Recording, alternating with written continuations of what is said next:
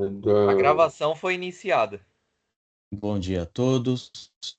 Iniciamos formalmente a sessão de julgamento da Sexta Câmara Julgadora, sessão do dia 11 de dezembro. Eu, Italo Simonato, vou conduzir os trabalhos de hoje. Também na composição da Câmara, Dr. Samuel Rema, Dr. Rafael Zulli, Dr. Tiago Santos Silva.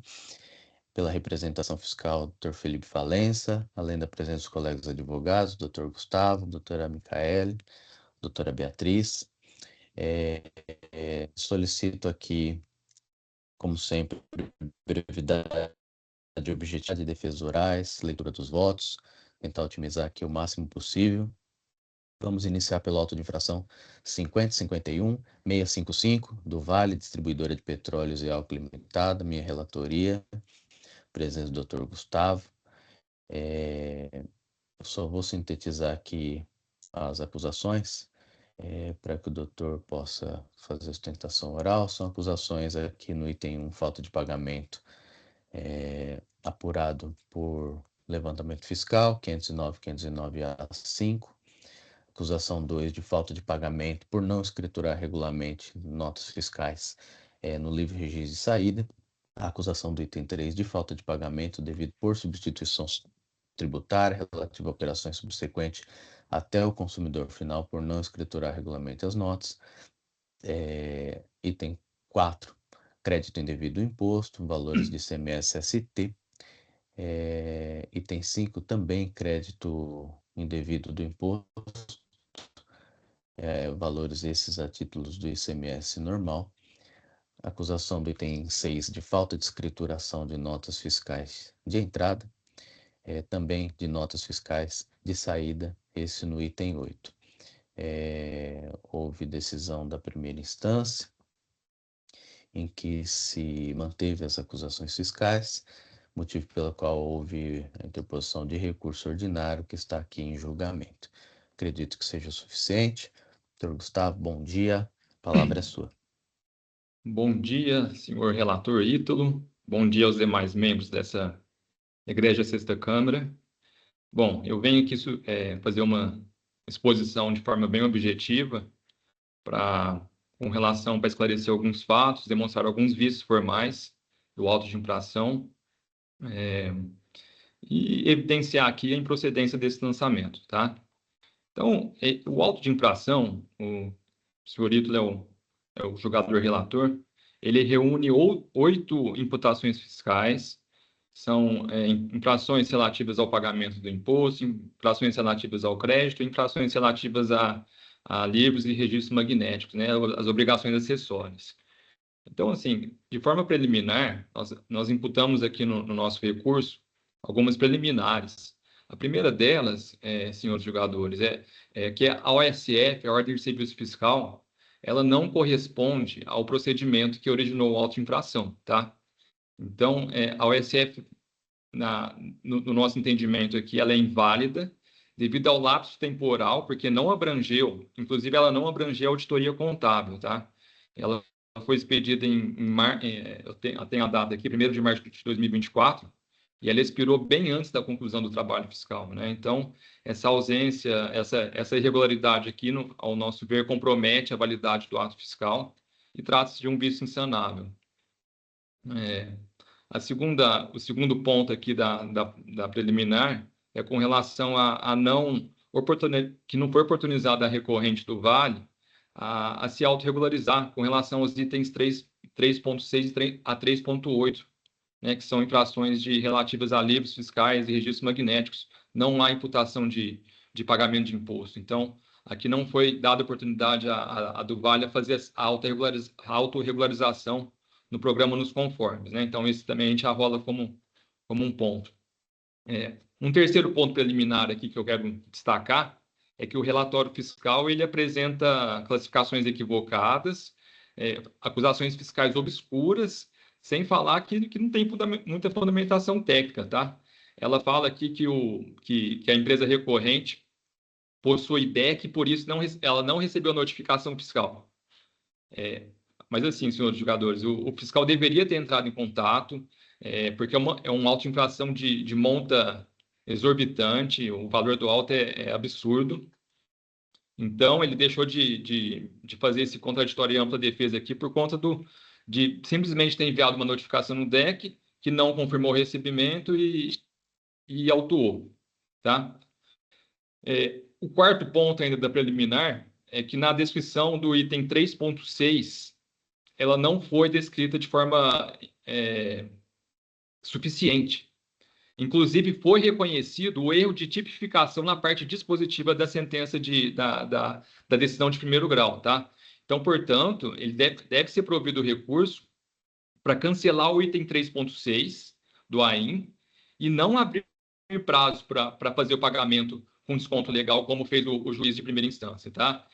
Houve um erro na tipificação, está descrito na parte dispositiva da sentença inaugural e ele simplesmente abriu o prazo para fazer pagamento. Não, aqui é um erro de tipificação expresso. Bom, com relação ao mérito, vou começar aqui agora pelo item 1.1, que são mercadorias que foram submetidas ao regime da ST, que elas não podem sofrer nova incidência, tá? Então, as notas fiscais de referência da gasolina C e óleo diesel B são produtos afetos ao regime da substituição tributária, onde todo o ICMS é recolhido pelo produtor. Então, deste modo, não tem que se falar em cobrança do Vale, né? Porque é inviável a cobrança de ICMS de mercadorias afetas ao regime da substituição tributária. Um outro ponto aqui ainda no item 1.1 é com relação a lançamento sobre mercadorias não comercializadas pela do Vale. Se os senhores verificarem nas folhas 109 do anexo 9 do AIM, o auto de infração ele faz exigência de pagamento de ICMS de mercadorias que sequer são comercializadas pela recorrente do Vale, que é uma distribuidora de combustível, tá? Aqui eu cito um exemplo, tem um tal de cabo conversor de HDMI, vídeo folha 109, isso aqui não faz, não tem nada a ver, a do Vale não comercializa esse produto, tá? Um outro ponto aqui também eu falo, ainda no item 1.1, que deve ser desconsiderado o lançamento fiscal, visto que, neste caso, o frete, né, sobre o frete, porque o recorrente é o tomador do serviço. Tá? Agora, partindo para os itens 1.2 e 1.3, o fiscal acusa de registro das notas fiscais, né, a falta de registro de notas fiscais. Bom, o primeiro ponto é que a recorrente não reconhece a relação das notas fiscais constantes no anexo 5 do AIM. Isso porque a simples emissão de nota eletrônica não é prova cabal da existência da operação com o destinatário. Então, o simples fato de figurar como emitente uma nota fiscal não comprova a venda da mercadoria. Então, no nosso entendimento aqui, há carência de provas, a acusação não se sustenta e a do Vale recorrente aqui desconhece as operações listadas aqui nesse anexo.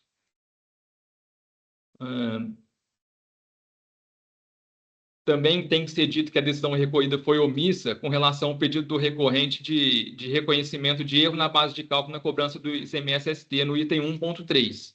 Então, para que não ocorra a supressão de instância, a gente pede aqui para os senhores que seja retornados os autos ao DTJ para que se manifeste de forma conclusiva sobre tal questão.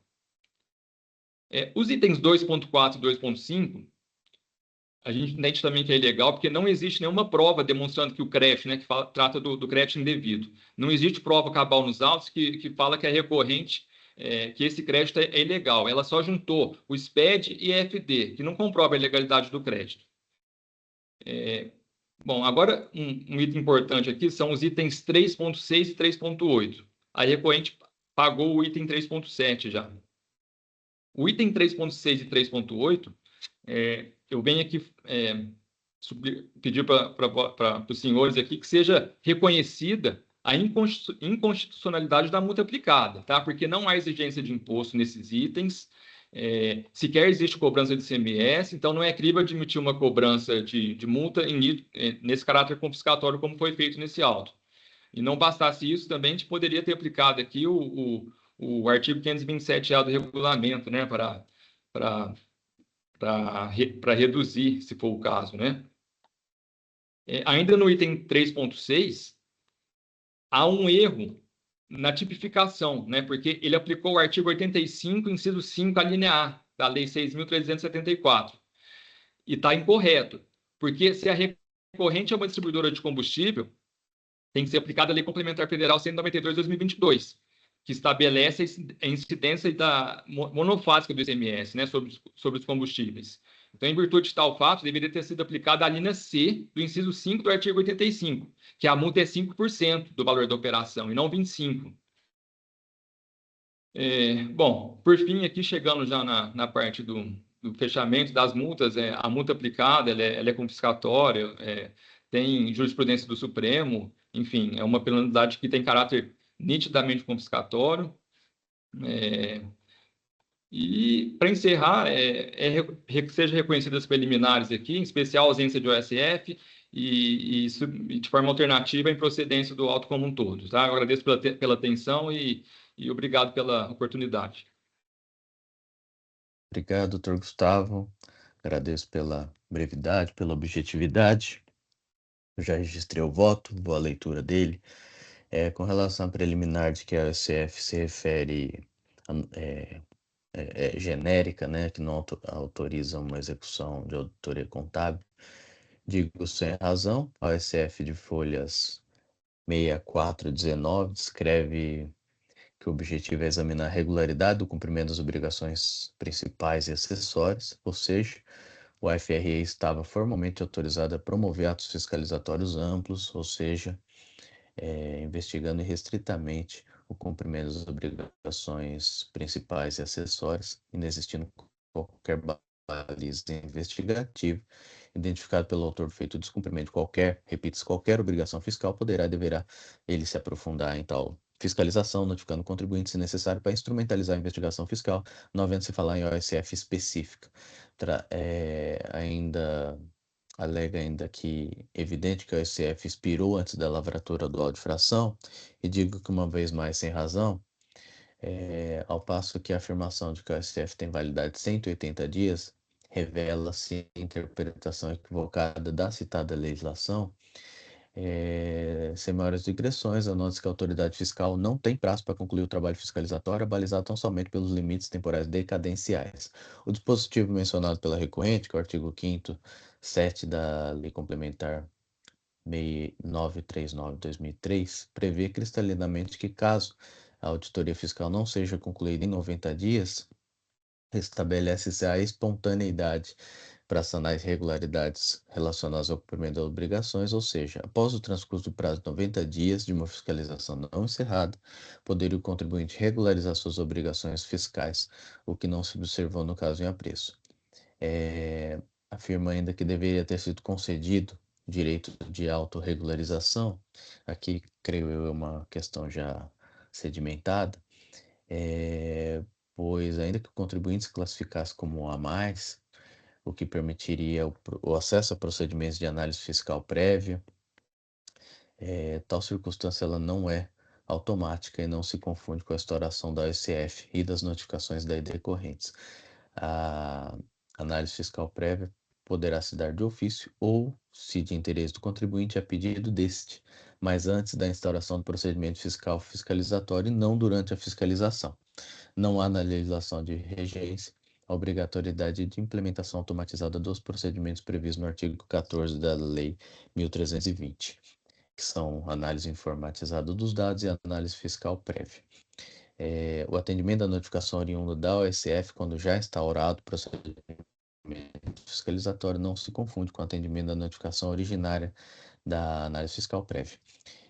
Afirmar que deveria ter sido concedido o direito de autorregularizar, tudo em obediência ao programa dos conformes, o que foi requerido antes da lavratura da auto-infração não ocorre, ao passo que a suposta identificação de inconsistências fiscais no curso do procedimento de fiscalização e o pedido de autorregularização ocorreram sabidamente quando já não mais subsistia sua espontaneidade.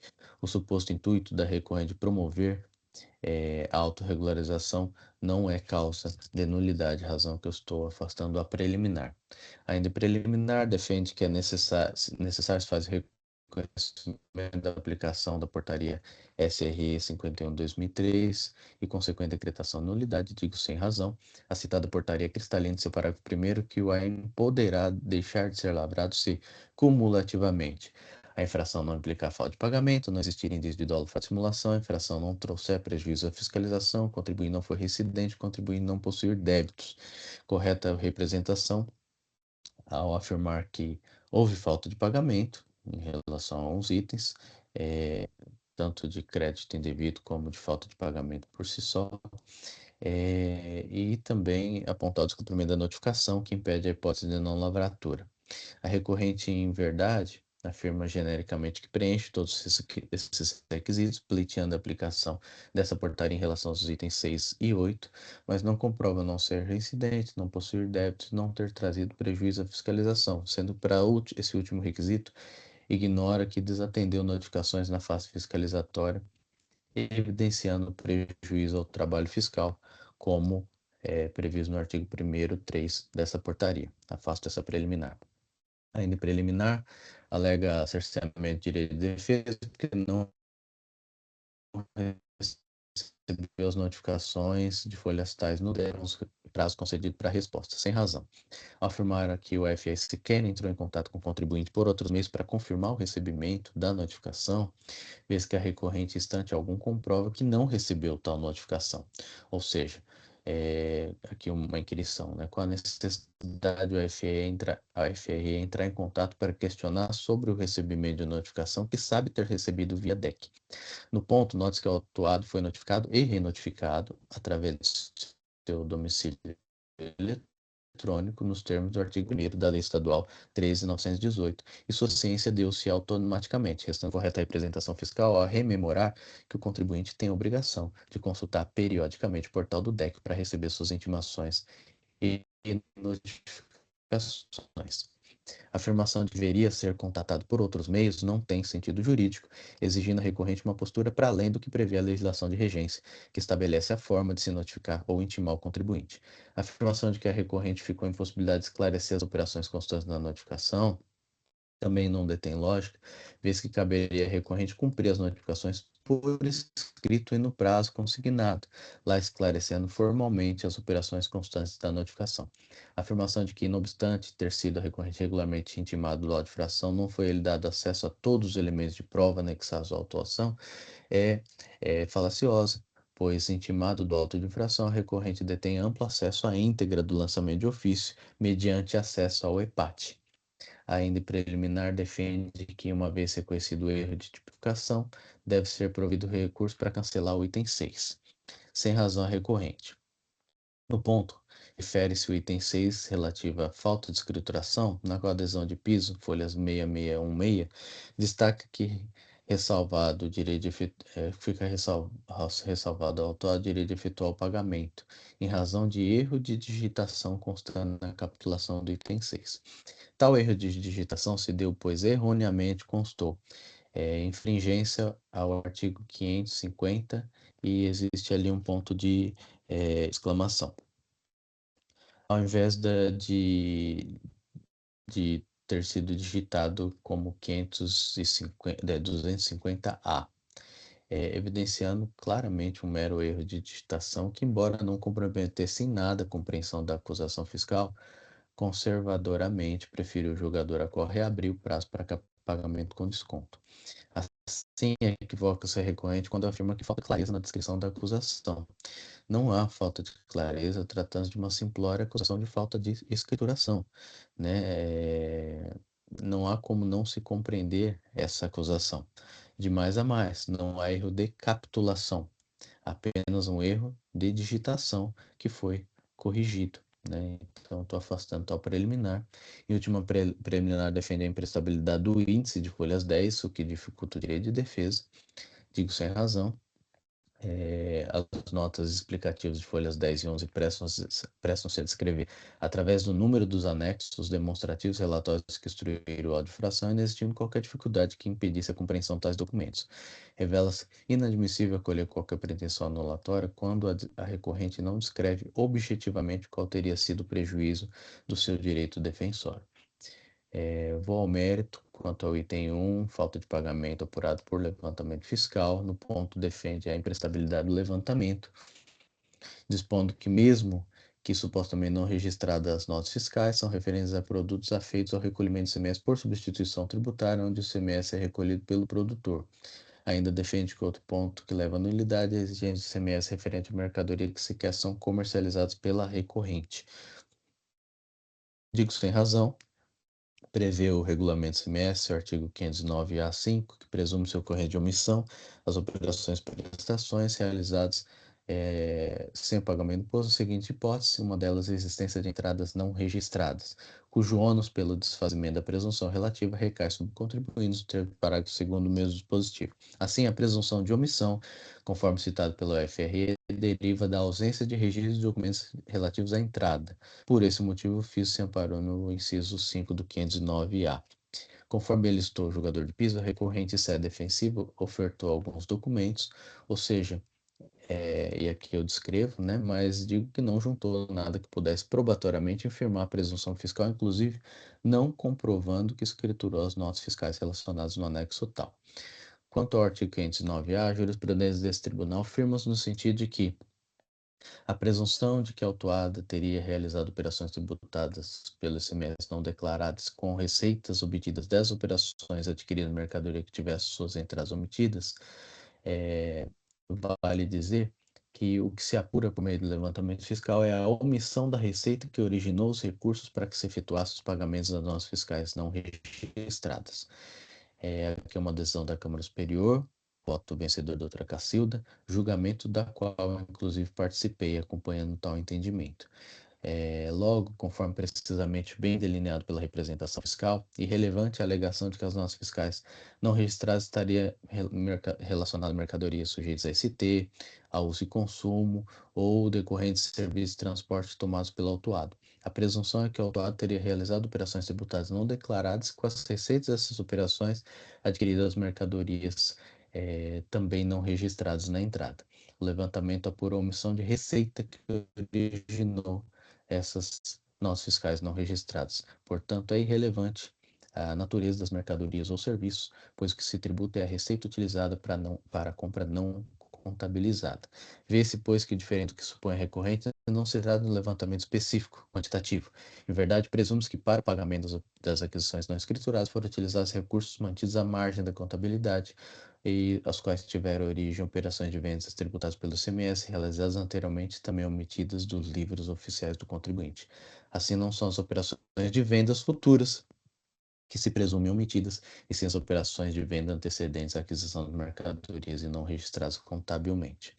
Alternativamente, defende que ao menos seja reconhecido outro equívoco, que ao valorar as mercadorias aplicar a alíquota exigida, as alíquotas para exigir as diferenças, o AIN invoca a aplicação do parágrafo 4º 509 e dele faz uma interpretação equivocada, portanto é sabido que as operações com óleo diesel é de 12% e não 25%. Uma vez mais, sem razão recorrente, evidenciando que não compreendeu essa presunção fiscal, no ponto conforme bem delineado pela representação fiscal, uma vez mais está sendo tributada essa receita omitida, né? E os termos do parágrafo 1º, artigo 509-A, dispõe para fins de apuração do imposto, aplica-se no que couber as disposições do artigo 509, e considerando que a recorrente praticou e pratica operações com gasolina a alíquota de 25%, é esta alíquota que deverá ser considerada, ou seja, a maior praticada pela recorrente. Por fim, cito os artigos 58 e 87, dizendo que tais artigos tidos como infringidos não guardam qualquer relação com a infração, mas tal argumento não socorre. Obviamente, esses artigos são citados como infringidos em toda acusação dessa natureza, não tem nada de nulidade aqui. Os artigos 509 e 509-A não são passíveis de serem infringidos, por isso que eles não compõem a infringência, mas aparece ali na descrição do relatório. Então, digo que não há nulidade nesse ponto. Então, estou mantendo o item 1. Quanto ao item 2 e 3, falta de pagamento por falta de registro, alega o recorrente que o fisco não demonstra a efetividade das operações, pois somente as juntadas notas fiscais não são provas da operação mercantil. Sem razão, a recorrente ao afirmar algo que não sabe, que sabe não condizer com a realidade. O demonstrativo folhastal relaciona as notas fiscais de sua própria emissão, e esse é um ponto fundamental aqui, não escrituradas, todos no CFOP 5655, que é venda de combustível, e todas com CNPJ base do destino diferente do seu CNPJ base. Muitas delas, inclusive, com eventos ciência da operação pelo destinatário e confirmação da operação pelo destinatário. Logo, vê-se com clareza solar que as operações não podem ser referentes a notas de remessa e retorno, ou notas canceladas, como sugere a recorrente, mas o fisco demonstra suficientemente a efetividade das operações, sendo o ônus da recorrente comprovar sua eventual inocorrência. A própria emissão de notas fiscais de saída com operação de venda é pressuposto suficiente para demonstrar a efetividade da operação. Eis que as notas não estão canceladas no ambiente virtual da nota fiscal eletrônica e, repita, para muitas delas há inclusive eventos de ciência da operação pelo destinatário. Logo, não procede a afirmação de que comprova a efetividade da operação é a declaração do recebimento das mesmas pelos destinatários, documentos que não foram juntados. Trata-se de tentativa de inadvertidamente inverter o ônus da prova que recai sobre si. A afirmação de que o contribuinte não reconhece a relação constante no anexo tal transita entre o inacreditável e a má-fé, vez que as notas fiscais são de sua própria emissão. Ora, se foi a recorrente que emitiu tais notas, como não reconhece sua emissão? Tal afirmação depende, obviamente, de prova do todo alegado, o que não há. Reitera ser descabido que o fisco comprove a operação de venda com informações de transporte de mercadoria e pagamentos com comprovantes de recebimento, como sugere a recorrente. Traz os documentos fiscais de sua própria emissão, não cancelados, e a presunção impera sem a necessidade de outros elementos de prova. De mais a mais, a nós que a recorrente não comprovou a escrituração de tais notas, culminando reflexivamente aí nas acusações dos itens 2 e 3. Alega a recorrente omissão de decisão em relação ao argumento de que ocorreu erro na base de cálculo do item 3, pleiteando que seja reconhecida tal omissão. Tal argumento manejado pela defesa se reduz à afirmação de que tal item deve ser cancelado, porque o FRE não esclareceu qual índice utilizou para cobrar o CMS-ST. Indo à decisão recorrida, vez que o jogador de piso suficientemente afirma que, conforme se observa sua manifestação e pode ser constatado pelas chaves da nota fiscal, nenhum cálculo foi efetuado pelo fisco, constando os demonstrativos que embasaram o lançamento e a reprodução exata do constante dos documentos emitidos pelo interessado. As folhas tais, a recorrente reitera ipsis literis os argumentos manejados de sede defensiva, que em sua aflição não teria sido enfrentado pela decisão recorrida. Nesse sentido, uma vez mais, afirma-se uma vez mais que o FR não esclareceu qual índice teria sido utilizado. Ocorre que nada do que afirma condiz com a realidade, ao passo que, assim como fundamentado pela adesão ao ACO, o FRE, em sua manifestação, explicitou que o fisco informa que não realizou nenhum cálculo. Todos os valores do anexo 5 foram derivados dos documentos fiscais emitidos pelo autuado. O FR não está calculando nada, ele simplesmente extraiu esses valores que não foram pagos dos próprios documentos fiscais de emissão do contribuinte. Então, o valor do ICMS-ST foi aquele destacado pela própria recorrente e não recolhido justamente porque essas notas não foram levadas à escrituração no livre registro de saída e consequentemente, não compuseram o imposto consolidado na apuração. Então, estou mantendo o item 2 e 3. Por fim, alega que a alíquota ser aplicada limitada a 9,57%, por conta da redução da alíquota do etanol hidratado. A questão foi enfrentada pela decisão recorrida ao afirmar que no período referente, a alíquota do ICMS nas operações era efetivamente 13,3%, passando só em julho de 2023 para a alíquota menor. Não a falar em retroatividade benigna, a gente está falando aqui da alíquota aplicada, que no caso aqui não retroage. Quanto aos itens 4 e 5, eles são de crédito indevido, relativo à entrada de mercadoria que não atende às condições previstas no item 1, parágrafo 1º, artigo 36. Alega recorrente que após transcorrer o direito de crédito, princípio da não acumulatividade, conclui pela imprestabilidade de tais itens por ofensas aos princípios ampla defesa, contraditório, devido processo legal, eis que não foi apresentado pela FRE a comprovação da ilegalidade, sem razão. o autor do feito ele esclarece que o fisco notificou o contribuinte, haja vista que nos livros entrada havia escrituração de supostos documentos fiscais sem informação de chave das notas fiscais. Ressalta que o contribuinte tivera 3 oportunidades de provar a existência de tais documentos. Em síntese, a recorrente simplesmente escriturou os supostos notas fiscais sem informação de suas chaves de fiscais eletrônicos, das chaves das notas fiscais eletrônicas, não podendo o fisco aferir se tais documentos eletrônicos sequer existem. A recorrente, porém, tergiversa de comprovar algo tão simples, evitando-se defrontar tal situação, vez que ignorou a notificação fiscal, ignorou a renotificação e, nesse contencioso administrativo, não trouxe os danos, nem defesa, nem recurso. Se diz que o direito ao crédito não é absoluto e restrito, devendo-se observadas as condicionantes normativas para o seu regular aproveitamento. No caso em concreto, o crédito deve estar ancorado em documento fiscal hábil, ao que a recorrente reiteradamente nega-se a comprovar. Como a recorrente escriturou no livro Registro de Entrada notas fiscais sem chave de acesso, tais documentos são inábeis e não se prestam a instrumentalizar o crédito tomado. Reforçando que tais argumentos da recorrente são furtivos, tangenciando o ponto central da acusação, que a escrituração de documentos sem a correspondente chave de acesso é de rigor à manutenção dos itens 4 e 5. Os itens 6 e 8 referem-se à falta de escrituração.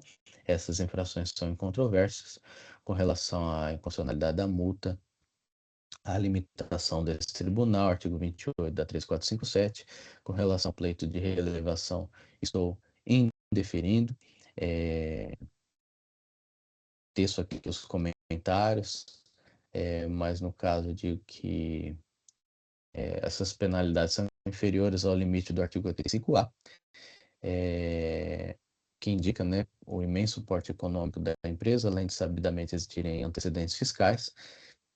E além disso, existe as questões factuais, né? No caso aqui, o contribuinte deixou de escriturar operações de entrada em valores milionários por quase 2 anos seguidos, conduta essa que, embora não importe diretamente na falta de pagamento, pode ter implicações tributárias sensíveis, detém caráter potencial lesivo ao erário, e esse comportamento fiscal da recorrente é altamente criticável, né, no caso do comportamento em sede fiscalizatória, em sede defensiva, de não atender notificações, em estado contencioso administrativo, não enfrentou frontalmente as acusações em si, contra si imputadas, exemplo dessas acusações do item 4 e 5, cujos créditos indevidos perfazem 248 milhões, e no qual a recorrente simplesmente creditou de valores multimilionários, evadindo-se de trazer a processo chaves de acesso dessas notas fiscais. Já no subitem 6.4, por exemplo, o valor básico das operações não escrituradas no mês foi de 242 milhões de reais, só num subitem. Então, entendo que esse comportamento fiscal da recorrente não justifica qualquer complacência e, portanto, estou afastando o artigo 527-A. No mais, estou reiterando aqui outros pontos que já tinham sido trazidos em primeira instância, estou reproduzindo de novo. E com relação à Selic, já digo que os juros estão calculados pela Selic, como manda a legislação. Como votei em debates. Senhor Felipe, tem alguma consideração? Bom dia, doutor Ítalo. Sem considerações, o voto realmente abrangeu com profundidade todas as alegações trazidas pelo contribuinte. Obrigado. Dr. Samuel? Sem considerações, presidente. Dr. Zuli? Parabenizo pelo voto, sem considerações. Vou acompanhá-lo com certeza, principalmente na parte da OSF, dá uma interpretação equivocada, no geral, da ordem de fiscalização. E lembro também as regras 939, que devem ser observadas e atendidas. Perfeito. Dr. Tiago? Sem considerações, cumprimento pela profundidade do voto e declaro que vou acompanhar integralmente.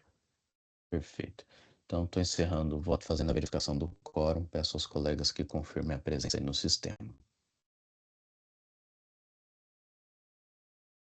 Votação iniciada.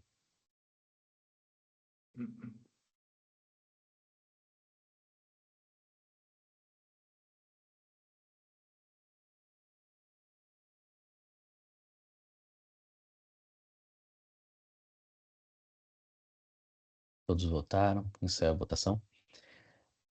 Prevaleceu aqui o voto de relatoria, que conhece e nega provimento ao recurso ordinário. Foi assim que votado.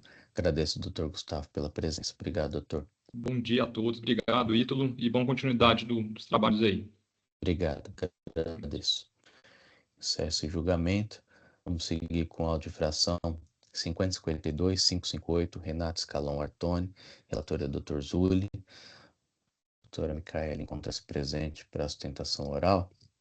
Aqui até por uma questão, primeiro, de otimizar aqui a dinâmica, por conta da precariedade aqui do acesso, e também porque o Dr. Zulli tem dificuldades na fala em relação ao procedimento médico que ele se submeteu recentemente.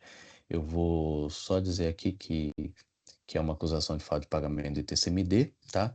Deixou de pagar o ITCMD por conta de que a autuada adquiriu do senhor Lídio Scalon Filho 13.500 cotas do capital social da empresa Aurora Rental, informou que pagou exatamente o valor de R$ 13.500, e o fisco, analisando essas escrituras contábeis digitais enviadas à Receita Federal, atribuiu de que essa empresa era composta de 30 mil cotas, seu patrimônio líquido era de 25.256.000, então entendeu que o valor patrimonial de cada cota era de R$ 841, fazendo toda a conta e deduzindo o valor pago, chegou-se ao valor do ITCMD, que deveria ser recolhido no valor de 454.000.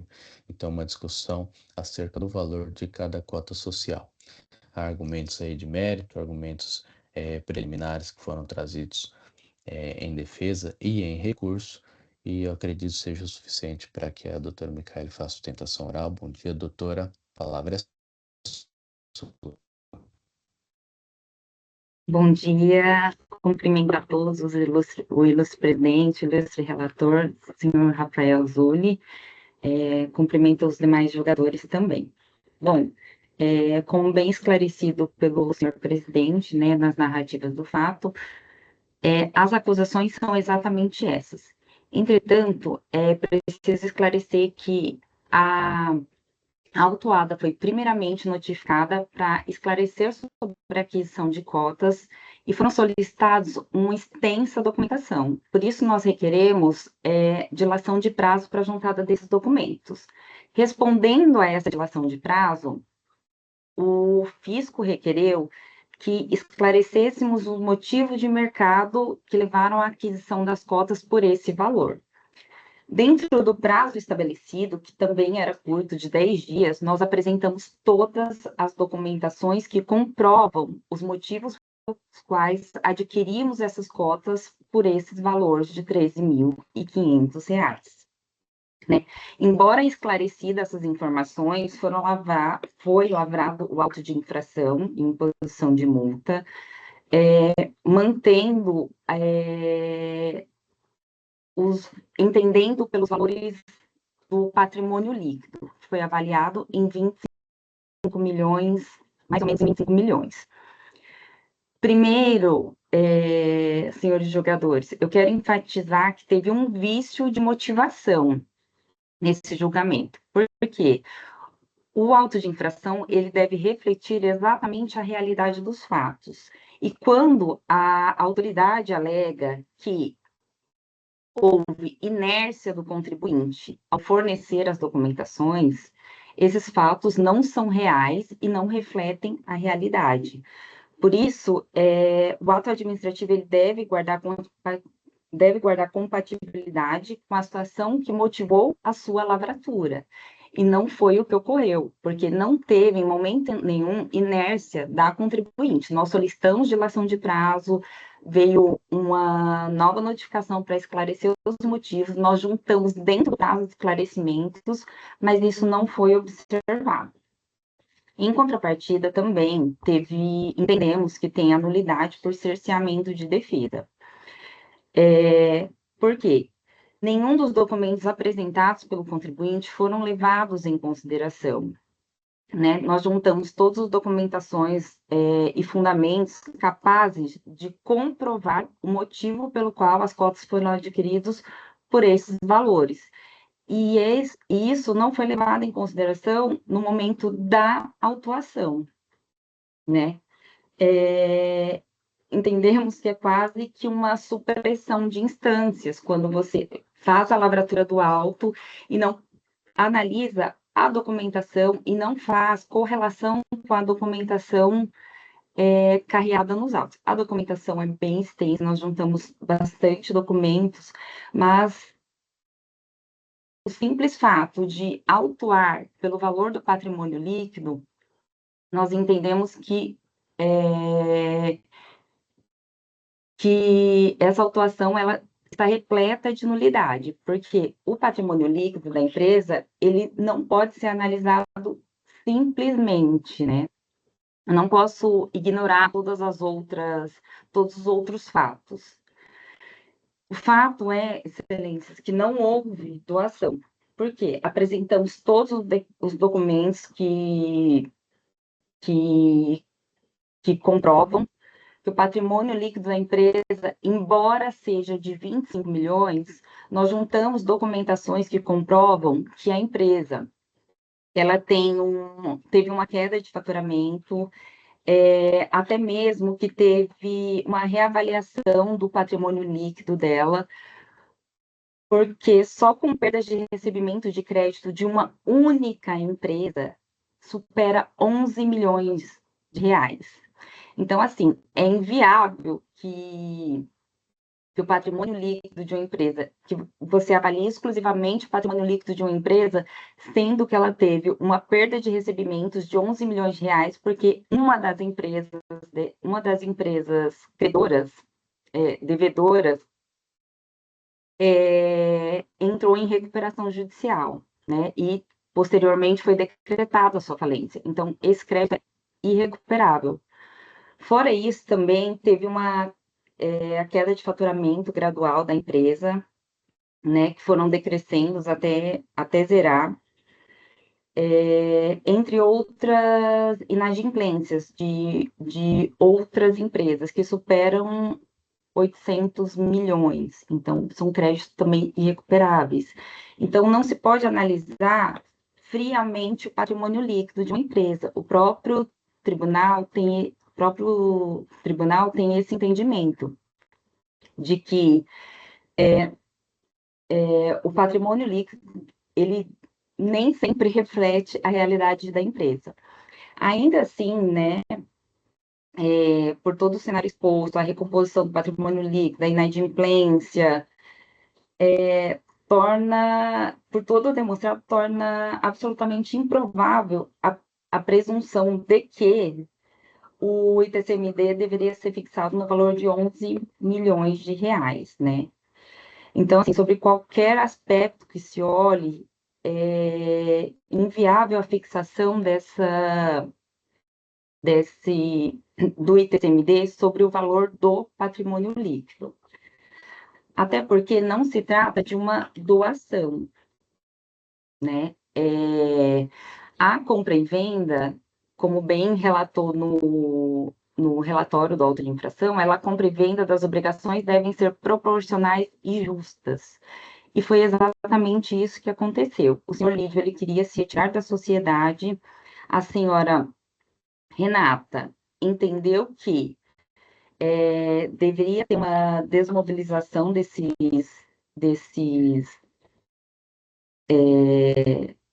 uma desmobilização, né, fazendo pela deterioração dos ativos, em decorrência da inadimplência, então queria fazer um encerramento gradual da empresa para que não houvesse nenhum reflexo negativo para todos eles. Então, assim, é claro que não houve doação.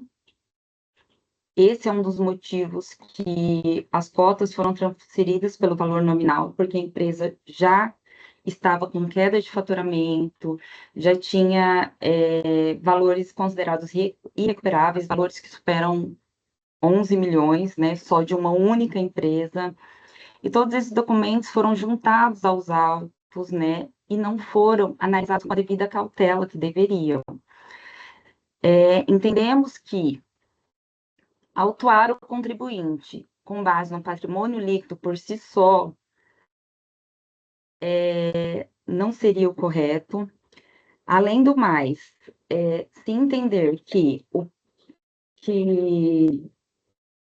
a autuação deveria ocorrer pelo valor de mercado, deveria abrir um procedimento específico para essa avaliação, né? Bom, tentei ser o mais breve possível, mais resumida possível, mas nós, por tudo exposto, viemos requerer para improcedência do auto de infração. Perfeito. Agradeço, doutora Micaele. Pergunto ao doutor Zuli. Doutor, posso seguir pela síntese Pode ou não? seguir, tá? É? Eu, Tá. como foi falado aqui, eu estou com dificuldade, que quando eu fui entubado, infelizmente, quando fizeram o procedimento, acabaram arrancando o implante que eu tinha na parte superior e também prejudicou um pouquinho minha garganta por enquanto. Então, eu bom. peço mil desculpas, eu passo aí para o doutor Ítalo me ajudar nesse compasso. Muito obrigado. Perfeito. Então, excepcionalmente, eu vou traduzir aqui as conclusões do Dr. Zuli no voto, que já está lançado lá. Tá Pode, registrado. inclusive, pode registrar se não Já está fez. registrado. Perfeito. E com relação, vou à leitura, né, com relação a esse argumento de nulidade, com relação a vício de motivação, visto que alega recorrente que cumpriu com todas as informações solicitadas pelo AFRE, diz o voto que segue motivado e equivocado o referido argumento, posto que resultou claro no processo que a motivação para o ato administrativo não foi essa falta de esclarecimento prestado, mas sim a ocorrência de infração apurada pelo fisco paulista que resultou na falta de pagamento do ITCMD. Assim é que a autoridade fiscal descreve os fatos ocorridos no relato e no relatório circunstanciado de forma detalhada, demonstrando que a recorrente declarou ter adquirido essas cotas sociais da empresa, mas por valor muito discrepante daquele apurado pela análise da escrituração contábil digital entregue. De tal sorte, preciso esclarecer que essa diferença correspondeu à doação sujeita ao lançamento pelo ITCMD. Portanto, resta perfeitamente configurada e demonstrada a motivação do ato de lançamento, apuração da infração que resultou na falta de pagamento como consequência. Ademais, não há qualquer vício de motivação considerando os fatos e os fundamentos jurídicos impostos. O contribuinte foi autuado pelo fato que não foi autuado pelo fato de que não atender à fiscalização ou prestar documentos suficientes, que normalmente é uma infração caracterizada como embaraço. Não é o que ocorreu. Veja-se que, frente ao equívoco constatado e bem demonstrado pelo fisco, não há se falar na ocorrência de qualquer motivação, motivo pelo qual afasta o referido argumento por não estar devidamente fundamentado, por não lhe socorrer, mesmo porque fica evidenciada a ausência de qualquer vício de motivação. E aqui tece o Dr. Zúlio, considerações com relação ao artigo 148 do CN, artigo 34 da 3457, de modo a afastar essa questão. Diz que o auditor autuante, em momento algum, deixou de considerar o apresentado pela recorrente naquela época, apenas não verificou a suficiência dos elementos de prova para afastar a infração, razão pela qual promoveu a lavratura da infração. Houve manifestação do fiscal, que é cristalina ao descrever toda essa questão, diz que a resposta, quanto à alegação de cerceamento, diz que não condiz com a verdade, a resposta dada não foi suficiente para justificar a conduta adotada e assim poder livrar-se da presente autuação.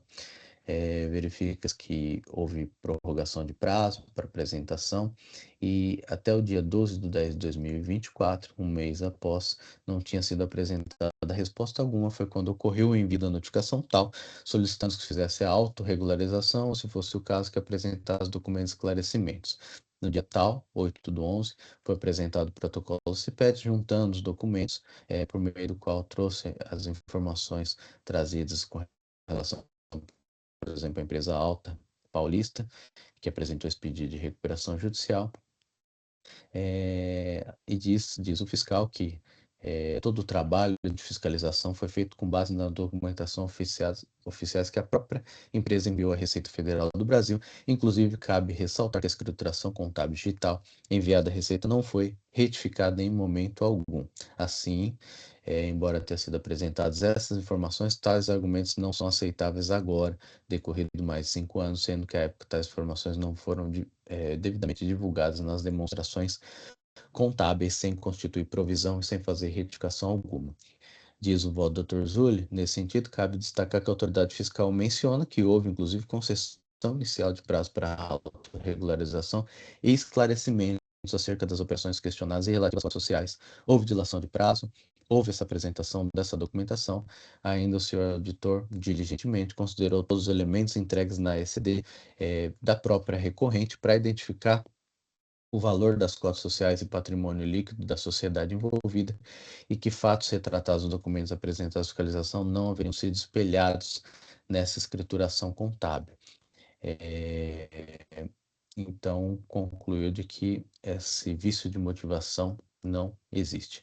Com relação ao mérito, diz que a recorrente traz questionamentos sobre a própria base de cálculo apurada pelo fisco, afirma que no caso da operação envolvendo a transmissão de cotas sociais, o artigo 14 da Lei 10.705 mencionaria que se admite a adoção do respectivo valor patrimonial, mas tal valor não seria a única métrica disponível para a aferição da extensão da riqueza transferida.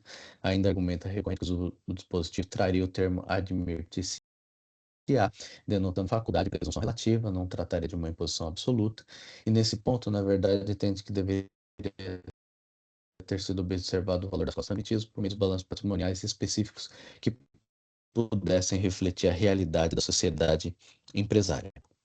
Nesse sentido, foi o que o senhor auditor fiscal bem esclarece e explica como efetuou a identificação desses valores, tudo a partir da escrituração contábil digital apresentada pela própria recorrente interessada, constando tais esclarecimentos do relatório circunstanciado.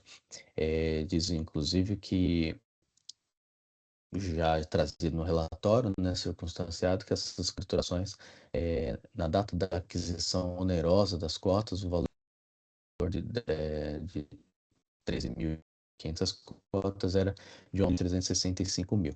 De acordo com o balancete levantado em 1/8/2019, o patrimônio líquido da empresa era de 25 milhões. Portanto, a base de cálculo do TCMD, no caso, como foi corretamente correspondente ao valor patrimônio das cotas sociais envolvidas, o FRE demonstrou como se apurou, identificando os elementos acima extraídos da própria ECD da empresa Aurora.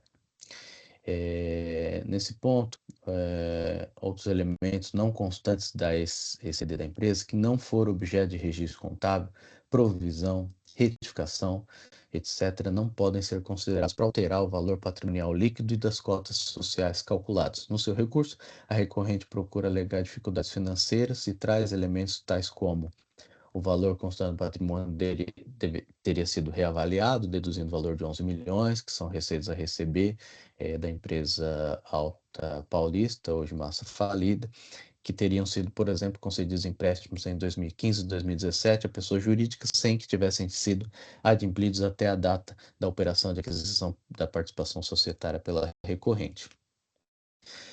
Diz o voto que, ainda que a interessada argumentos que tais fatos levarem à reavaliação do patrimônio que teria sido demonstrado pelo fisco, de modo que a realidade formal não poderia prevalecer. Porém, a questão deve ser vista com outros olhos, onde referidos elementos não constaram da escrituração contábil digital da empresa, como destaca a autoridade atuante, não foram objeto de provisão, nem foi procedida qualquer retificação formal nas demonstrações contábeis da sociedade. Nesse ponto, portanto, não haveria como a autoridade fiscal aceitar a suposta reavaliação do patrimônio líquido não contabilizar nos termos das normas vigentes à época dos fatos, nem posteriormente, frise-se, por ocasião da fiscalização que ocorreu anos depois, embasada apenas nos argumentos e documentos apresentados pela própria recorrente. Assim, correto o procedimento. Vê-se que a simples alegação de dificuldades financeiras, inadimplementos por parte de clientes e riscos empresariais não refletidos formalmente em laudos técnicos contábeis, balanços contábeis ajustados ou registros formais,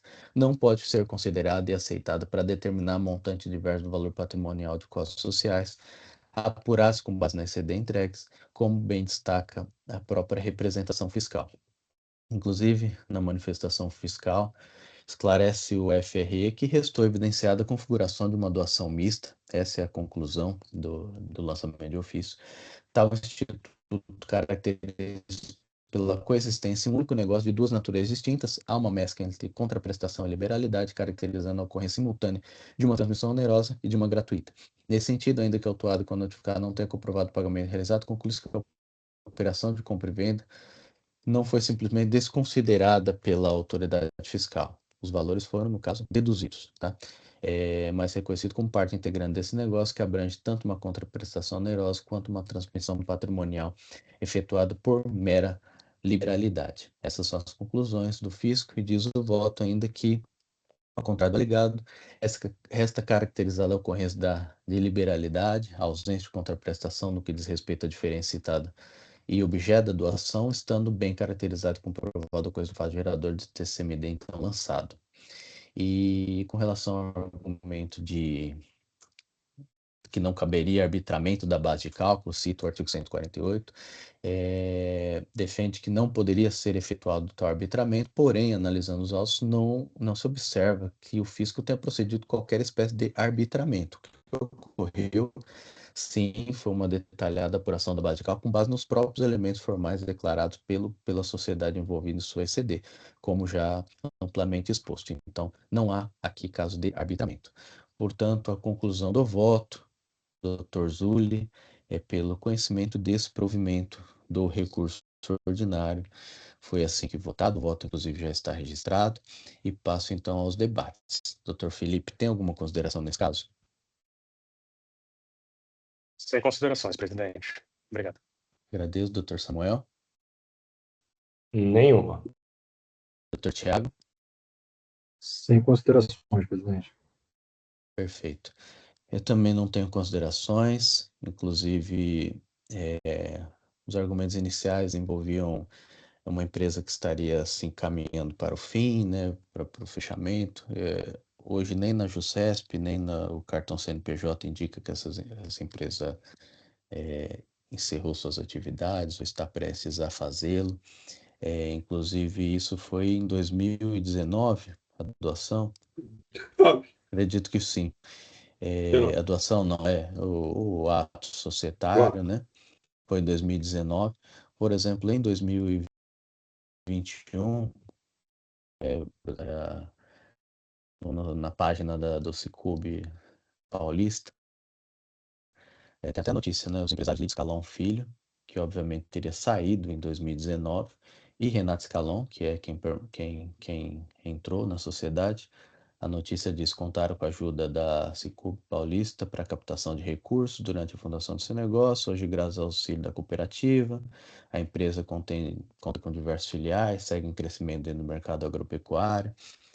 Em 2021 teve mais um ato societário aí em que a Renata permaneceu na empresa de forma integral, outros sócios se retiraram. Então não sei realmente a situação, mas me leva a crer que essa empresa não encerrou suas atividades nem pretende fazê-lo. Então, obviamente, não era o valor das cotas ali, não era R$1 por cota de forma alguma, tá? Então, estou acompanhando o voto do Dr. Zulli, será que os debates e faço a verificação do quórum. Agradeço. Então, Sim, tudo bem resumido? Perfeito. perfeito.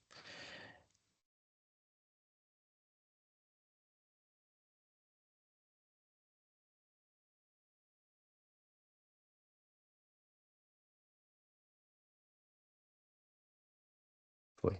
Votação iniciada.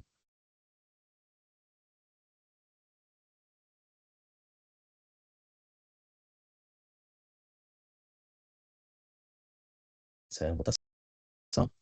Prevaleceu aqui o voto de relator Dr. Zulli, que conhece e nega provimento ao recurso ordinário. Foi assim que votado. Agradeço, doutora Micaela, pela presença. Obrigado. Obrigada, peço licença para me retirar.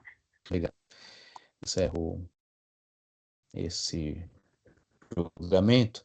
Passemos ao auto de fração 5052-531, ITW Delfast do Brasil, limitada, relatora Dr. Zulli. Doutora Beatriz encontra-se presente. Bom dia, doutora. Aqui eu vou sintetizar da mesma forma. Aqui envolviam outras acusações, tá? Mas só a acusação do item 2 prevalece, que é uma acusação de deixar de pagar o ICMS na qualidade de substituto tributário pela saída de autopeças com destino a comerciante atacadista paulista e conforme listagem trazida em demonstrativo, o ato teria realizado operações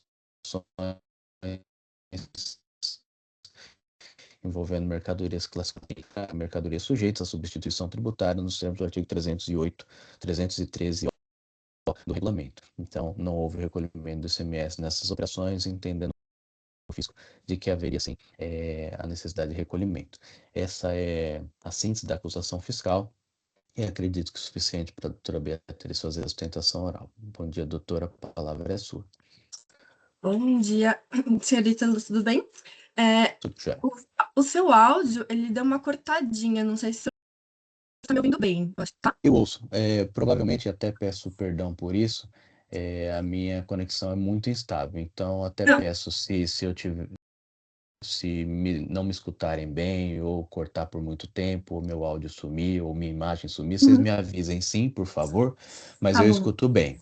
Pode ser? Então, tá certo, então. É que deu uma cortadinha, mas como era no relatório, eu acho que todos conhecem a infração, acho que deu para compreender o geral pelo que o senhor falou.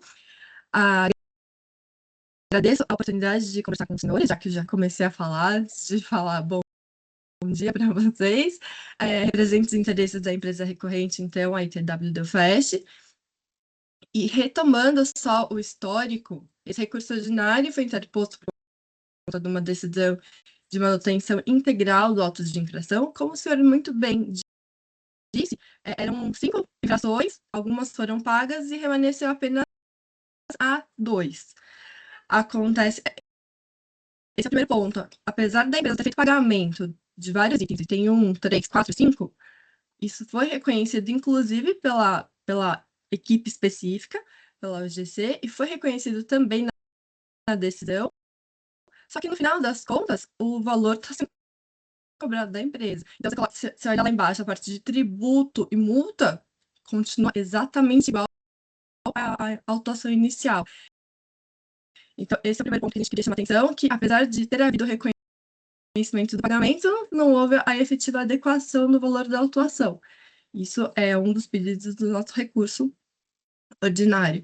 O segundo ponto, que basicamente, o que é importante nesse caso é saber a natureza, qual que era a função dos bens que foram comercializados e que geraram essa autuação. Sim, a gente está falando de bens que eram dedicados a autopeças, bens de plásticos, na verdade eram grampos, clipes, pinos, enfim. É isso que a ITW produz e acaba vendendo. E a ideia da empresa é que esses bens eles são essenciais para o funcionamento geral da peça ou do próprio veículo. Quando a gente está falando, por exemplo, de pino retentor, o pino retentor ele fica dentro da porta dos carros, então não teria outra função estética, nada disso, de acabamento, algo que pudesse modificar a sua natureza para que ele tivesse, enfim, então, a sujeição à substituição tributária. Esse é um ponto importante da natureza dos bens, porque como são alguns bens, a gente não está falando só de grampo e pino, a gente está falando de grampo, pino retentor, eu lembro que tinha algum friso, tem diversos tampões, tem diversos itens que a gente até juntou uma apresentaçãozinha feita pelo pessoal da engenharia da empresa, explicando aonde que esses itens eles iam nos veículos, qual que era a função deles, mas assim, a gente entende que essa foi uma prova unilateral, que foi a equipe de engenharia que fez, e que talvez fosse importante algum perito de vocês analisarem do que se tratam efetivamente esses bens e para que eles servem. A gente pediu isso desde a impugnação. Acontece que o fisco, nesse caso, ele manteve o entendimento de que esses bens eles seriam destinados a acabamento das peças finais, e o que a gente discorda, que justamente a impugnação, que eles seriam destinados a acabamento, então a autuação foi mantida. A autuação acabou sendo mantida por conta desse entendimento que foi abrangido pela decisão recorrida. O que a gente entende a partir dessa decisão que manteve o auto integralmente, até dos itens pagos, como eu mencionei antes, que, na verdade, essa decisão ela não poderia subsistir por conta do próprio cerceamento de defesa e violação da própria verdade material, porque se a alegação de que os bens eles possuem uma natureza específica, essenciais e estruturais para a finalidade da peça ou então do próprio veículo em si, não teria por que a gente entender que esses bens eles seriam destinados a acabamentos. Eu acho que a partir do momento que a gente fala, por exemplo, que o pino retentor que vai dentro da porta, ele é para acabamento, desculpa, eu não vejo muito sentido estético de ser acabamento alguma coisa que a gente sequer está vendo. Acabamento seria, por exemplo, manopla do câmbio. Se a manopla do câmbio ela é de madeira, se ela é de tecido, enfim, vai acabar mudando para fins de conforto, mas não para fins de utilidade da peça. Agora, uma das peças que foi objeto dessa atuação são as porcas também. Agora, imagina você construir um motor e não apertar, não colocar a porta. Tudo vai cair. Não vai... A função do motor, que é dar propulsão ao veículo, não vai funcionar. Não vai existir, porque o motor ele não vai existir. Por consequência, a gente veementemente combate a questão de que a natureza desses bens seria de acabamento, e por isso que elas acabam sendo sujeitas à substituição tributária. Esse não é um entendimento meramente protelatório, porque, como bem visto, a empresa ela costuma fazer o pagamento do que realmente é devido. Tanto que nessa atuação, ela fez o pagamento de 4 itens e deixou apenas um, porque justamente era muito fora da curva a gente imaginar que esses bens seriam destinados a acabamento. Então, ou esses bens eles precisam ser bem entendidos a natureza deles, ou, no mínimo, tem que ser encaminhada essa atuação para fins de conversão em diligência, algo do tipo, para que você verifique efetivamente se aqui os julgadores têm alguma dúvida com relação a isso, efetivamente, por que servem esses bens, essas pequenezas, né? Então, por isso, diante do disposto, a gente pede o provimento do recurso ordinário, seja para que haja efetiva adequação do valor que está sendo cobrado na autuação, ou seja, que seja efetivamente considerado o pagamento que foi feito, porque, apesar de ter sido considerado financeiramente, continua a mesma coisa com relação à autuação. E no mérito, a gente pede também que seja reconhecido que esses bens eles não são destinados a acabamentos, então, e que eles são estruturais e que, por isso, eles não seriam sujeitos à substituição tributária, de modo que não teria por que a empresa pagar imposto com relação a isso, ou, no mínimo, que o processo seja convertido a diligência, porque a gente tem certeza de que vai ser verificada qual que é a natureza de cada bem específico. É só isso, excelência, super breve. Agradeço bastante novamente o espaço de poder falar com vocês e estou à disposição para qualquer dúvida que possa surgir. Obrigada. Perfeito. Obrigado, doutora Beatriz, agradeço. Uma vez mais eu vou sintetizar o voto do doutor Zulli, que já está no sistema, já está registrado, tá? Se tiver qualquer falha aí no áudio, vocês me avisem, por favor. Aqui, conforme o auditor fiscal bem esclareceu, tratam-se aqui de clipes, pinos, buchas, presilhas, prendedores de cabos. Esses são os objetos do auto de fração, classificados na NCM 39263000, que destinam-se a tornar perfeita a utilização dos itens que eles venham a fixar ou prender, sem os quais sua utilização ficaria prejudicada ou seria inviável. E ainda o próprio contribuinte não apresentou qualquer consulta da Receita Federal sugerindo que os produtos devessem constar classificação sob outro NCM que não 39263000. Dessa forma, diz o AFRE, que caso o contribuinte tivesse dúvida na classificação fiscal, deve procurar a Secretaria da Receita Federal para a confirmação dessa classificação fiscal. Vale ressaltar ainda que a autuação se deu com base na NCM 39263000, informado pelo próprio contribuinte nos documentos fiscais por ele emitidos e documentos juntados nos autos.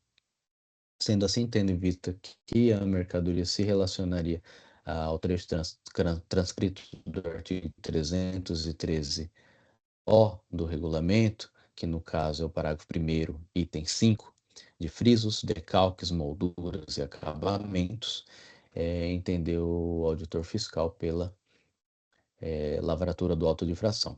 Diz o voto aqui que não há necessidade de diligência para esclarecimento dos fatos, em razão de ter se convencido das alegações do fiscal nesse ponto.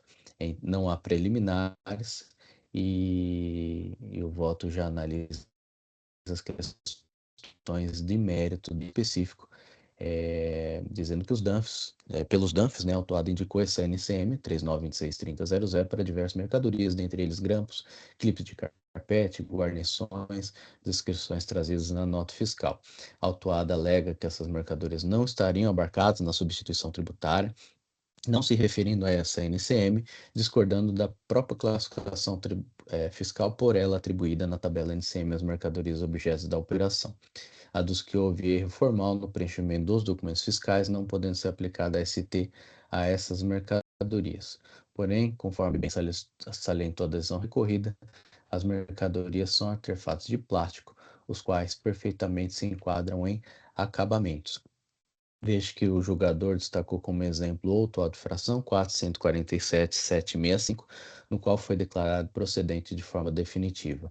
Por outro lado, nenhum outro elemento trouxe aos autos a interessada para justificar os seus argumentos. Como visto, a classificação fiscal que pretende a impugnada ou a recorrida, recorrente, seja reconhecida nesses autos é o 3926.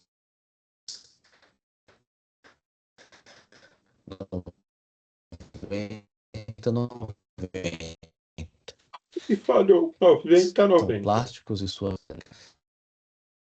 no final 90. E que são plásticos e suas obras, na classificação geral, outras, tá? E desse NCM, específico nesse subitem, é para frisos, decalques, molduras e acabamentos, tá? Basicamente, a decisão normativa CAT 12 de 2009 prevê que estão sujeitos à substituição tributária as mercadorias classificadas nesse NCM em específico, tá? Então a discussão diz respeito a essa classificação correta, se entra ou não como acabamentos. Sim, conforme observa, as mercadorias fabricadas pela autuada são autopeças, o que não se discute nos autos, isso é incontroverso. Se tratando de artefatos plásticos utilizados na fabricação de automóveis, fixados nas carrocerias dos veículos, ou fixados em outros materiais que são fixados nas carrocerias, pelo qual se observa os documentos, procurando detalhar a aplicação desses produtos envolvidos, trazendo aí documentos para dizer a aplicação de cada item. Segundo afirma a defesa, a análise da solução de consulta da Receita Federal, é possível notar que outros itens de fiscalização teriam enquadrado na NCM residual. Por outro lado, há soluções aqui de consultas trazidas, por exemplo, consulta de ANA SRRF 07 de 2013, solução de consulta com ANA 72 de 2014, que tratam de mercadorias parecidas, com o NCM 39263000, que é o objeto aqui da autuação mesmo utilizado pelo próprio contribuinte. De tal sorte, e sob o manto e análise cabível à Receita Federal, conforme já se concluiu, que a classificação adequada seja a que pretende agora pela defesa, sendo que uma classificação residual do genérico deve ser utilizada em último caso, não se referindo qualquer especificidade de uso da mercadoria analisada, descrita pela norma anteriormente, sendo, no caso concreto, plenamente possível classificar as mercadorias fabricadas pela autuado como acabamentos de plásticos utilizados na fabricação de veículos automotores, o que foi, inclusive, também colocado de forma ampla pela Portaria CAT 68 de 2009. Assim, sendo antes de mais nada a questão correspondente ao correto enquadramento da mercadoria objeto nessa fração, clipes e pinos, na descrição de frisos, decalques, molduras e acabamentos, sim, especificamente acabamentos, entendo que o FRE, em sua manifestação, esclareceu de modo preciso essa situação, assim sendo, fica evidente o acerto do fisco ao enquadrar referidas mercadorias. Ademais, não há nos autos prova de que o contribuinte demonstrou que essas mercadorias não se relacionam a SNCM 39263000 por ele indicado. Sendo assim, não há se falar em diligência, que é um ato discricionário do julgador, e nesse caso, entendemos que o auto de infração possui provas robustas da própria infração. Diante disso, mantém-se o auto de infração. Com relação à multa e sua redução e relevação, são citados aí o artigo 85, parágrafo 9º do artigo 85, sobre a atualização dos valores básicos, né? A súmula TIT 10 de 2017, pela questão da Selic, concluindo aqui como acertada a autuação fiscal, considerando que sim, é na NCM 39263000 e na descrição como acabamentos. Essa é a síntese do voto que já está registrado. Coloco a questão em debates. Dr. Felipe, pela representação fiscal, tem alguma consideração? Bom dia, presidente. Somente em relação ao questionamento da doutora Beatriz, em relação aos valores da auto-infração, porque houve o pagamento, né, dos demais itens, remanesceu o item 2 para discussão, para julgamento, e assim, é uma questão mais de ordem prática, na verdade, né? Doutora Beatriz, o que acontece, enfim, me permita, doutores, se eu puder falar, se eu tiver algum equívoco, por favor, me corrijam. Como houve o pagamento, o auto de infração é considerado procedente em relação a esses itens. Não há que se falar em cancelamento. Então, os itens permanecem como sendo cobrados. Na hora da liquidação do auto de infração, como esses itens já foram pagos, eles não vão ser cobrados. Vai ser cobrado tão somente o item 2, se a Câmara entender que ele deve ser mantido no auto de infração. Só isso, presidente. Apenas essa questão. Perfeito. O E que eu gostaria de correto. explicar é exatamente o que o doutor Felipe explicou. Que, na verdade, eu tenho duas coisas. O auto está em seus valores, aquilo que permanece é aquilo que foi pago. Foi pago, está pago. Mas o auto permanece, senão não haveria sentido. Se o auto era o auto, então não há mais a acusação. Acho que o doutor Ítalo travou o vídeo dele, aparentemente.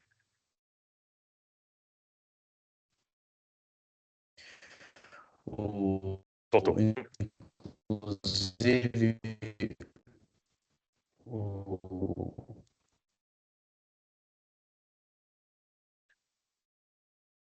Doutor Ítalo, acho que ainda está travado o vídeo e o áudio também.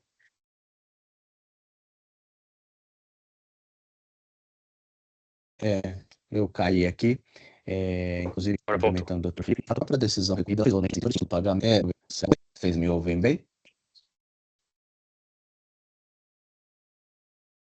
Dá para me ouvir agora? Tá bom. A própria decisão, ela frisa, né, que esses itens foram extintos pelo pagamento, isso está constando explicitamente, e mais importante ainda, o núcleo fiscal de cobrança, junto à conta fiscal do AEM, demonstrando a dedução desses itens, e está lá. Então, esses itens já não existem mais de forma factual, né? Eles não são cobrados mais. Então, quando da liquidação, realmente, eles não vão mais constar lá. Então, é só uma questão prática mesmo, tá? Continuando aqui os debates, doutor Samuel, tem alguma consideração? Sem considerações, presidente. Doutor Tiago? Sem considerações, presidente. Perfeito. Eu também vou acompanhar o voto do Dr. Zulli, tanto pela questão de que o NCM foi utilizado pelo próprio contribuinte, a questão de que não há contraprova no sentido de que seria o outro NCM residual, além do que considero que a questão de acabamentos diz respeito ao tratamento final, né, dessa mercadoria, não sendo só, pelo menos na minha aferição, a questão puramente estética, e sim qualquer coisa que seja utilizada aí para o perfeito e completo funcionamento daquele bem. Tá? Então, não é só uma questão meramente. Então, vou voltar com o Dr. Zulli. Feitas essas considerações, eu encerro aqui os debates e faço a verificação do quórum.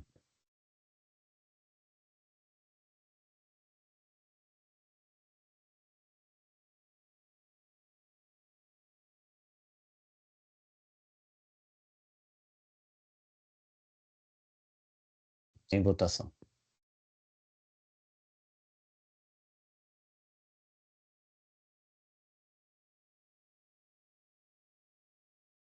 Encerro a votação. Prevaleceu o voto do relator, que conhece do recurso ordinário e nega provimento. Foi assim que votado. Agradeço, doutora Beatriz, pela presença. Obrigada, bom dia. Obrigado, doutora. Bom dia. Encerro aqui esse julgamento. E passo ao último processo. 5052-6992, Emílio Carlos Angelieri. Relator é do Dr. Zulli, não há sustentação oral, tá? Esse é um processo bem simples. Peço até para o Dr. Zulli já registrar, e eu vou até fazer uma preferência só com relação ao conhecimento do recurso, uma questão processual, simples assim, tá?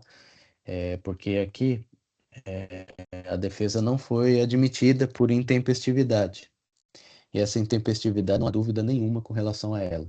Ela se daria no dia 9/12, e a defesa foi apresentada no dia 16, aliás, acabaria o prazo no dia 8 de janeiro, e a defesa foi apresentada apenas no dia 16 de janeiro. Então, foram 8 dias após o decurso de prazo, e não houve nenhuma justificativa para que isso tenha sido feito dessa forma. Então, a intempestividade não se discute, inclusive em sede recursal, o contribuinte nem apresenta nada para justificar essa intempestividade. Então, a divergência aqui que eu proponho é só uma questão realmente processual, porque por ser um recurso tempestivo, preencher todos os requisitos, o doutor Zuli conhece e desprover. Eu não conheço do recurso seguindo a lógica de que não foi instaurado o contencioso. Então, se não se conhece a defesa, não se conhece o recurso. Então, é só uma divergência aí de ordem processual, nada mais, tá? Então, vou lançar essa preferência aqui, basicamente dizendo isso mesmo, que acredito que seja a praxe da jurisprudência não se conhecer recursos nessa hipótese aqui, tá? Mas enquanto eu gravo, eu vou iniciar os debates, só para ver, Dr. Felipe, se tem alguma consideração com relação a essa questão.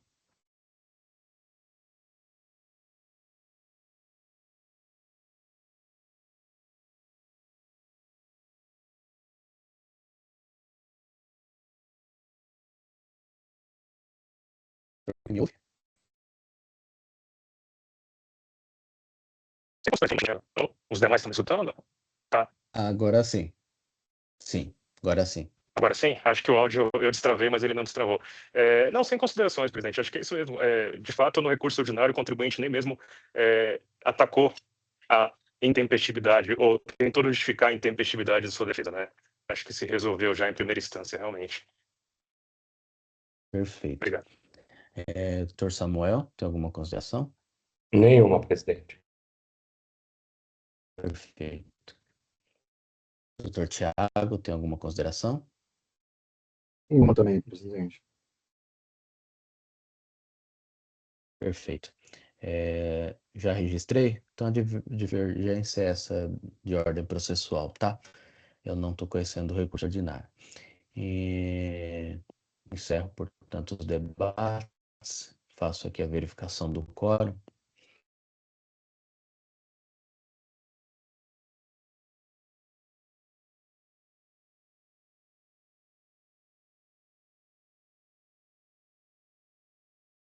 Votação iniciada.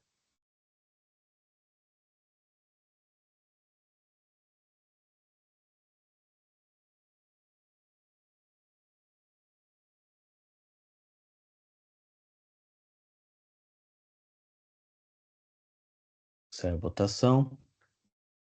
Prevaleceu o entendimento de que não se conhece do recurso nessas hipóteses.